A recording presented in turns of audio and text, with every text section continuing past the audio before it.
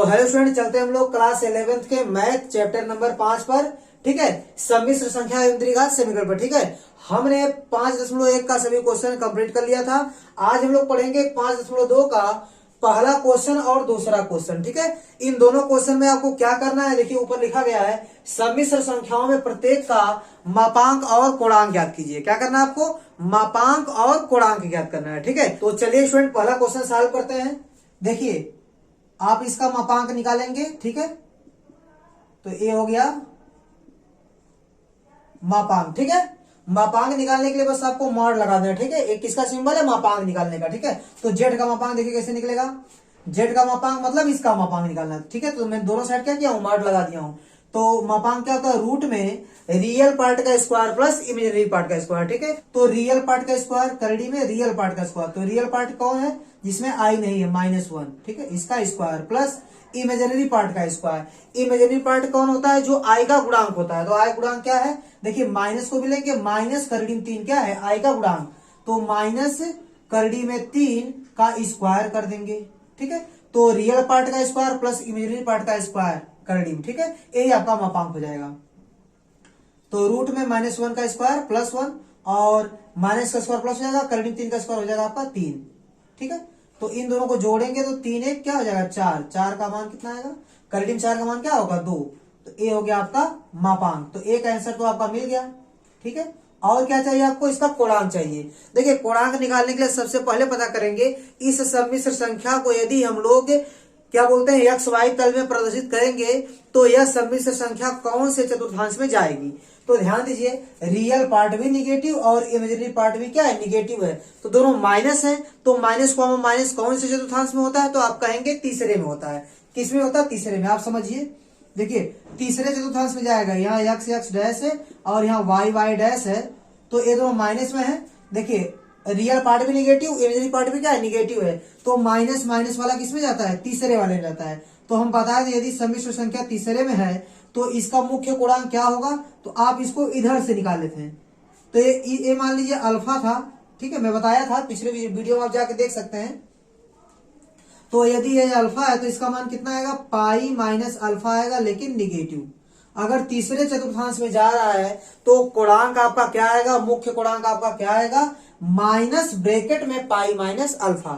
तो आप निकालिए यहाँ पर मुख्य कोणांक। देखिए यहाँ लिखेंगे कोणांक बराबर, तो कोणांक क्या आएगा? कोणांक theta is equal to minus bracket में पाई माइनस अल्फा। ठीक है, माइनस का गुणा करेंगे तो ये जाएगा आपका माइनस पाई प्लस अल्फा। और अल्फा क्या होता है? अल्फा आपका होता है tan इनवर्स मॉड में y by x. y by x मतलब क्या होता है? अगर मान लीजिए कोई कॉम्प्लेक्स नंबर z बराबर x प्लस आई वाई है तो आप लिखते हैं tan inverse y by x. देखिए आप जैसे मान लीजिए z बराबर x प्लस आई वाई है तो tan इनवर्स y बटे x आता है। y का मतलब क्या? Imaginary part. क्या होता है? y मतलब इमेजिनरी पार्ट। ठीक है, और बटे x था, x का मतलब क्या होता है? Real part.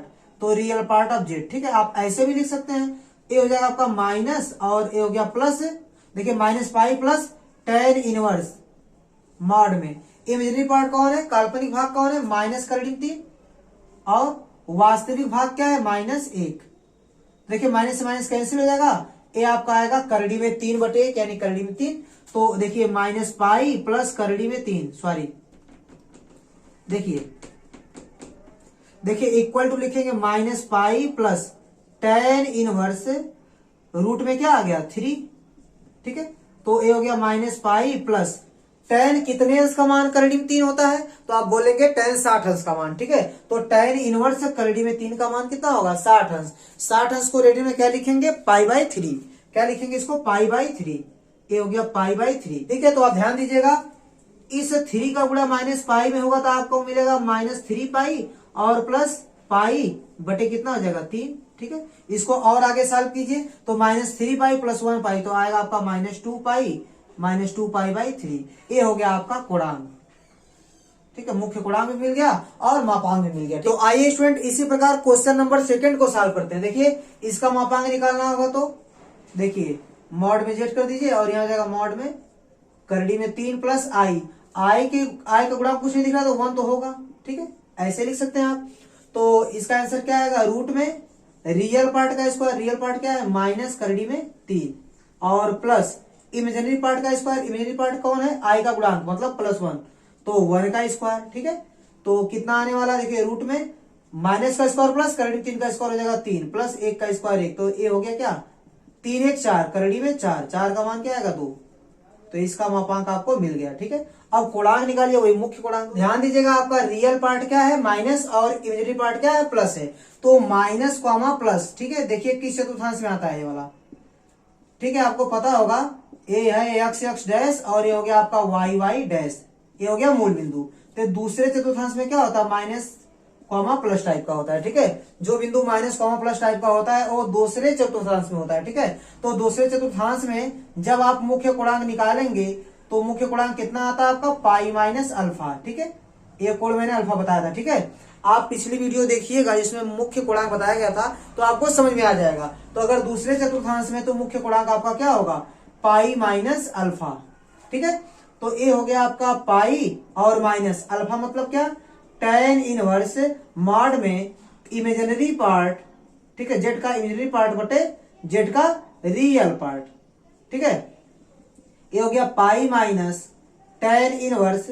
देखिए इमेजिनरी पार्ट क्या है मतलब इमेजिनरी पार्ट मतलब क्या काल्पनिक भाग, तो काल्पनिक भाग क्या आई का गुणांक 1 है, और रियल पार्ट कौन है जिसमें आई नहीं है माइनस करड़ी में 3। ठीक है, यह हो गया आपका, और मॉड लगा है तो मॉड क्या करेगा इस माइनस 1 बटे करड़ी में 3 को प्लस कर देगा, तो 1 बटे करड़ी में 3 हो गया।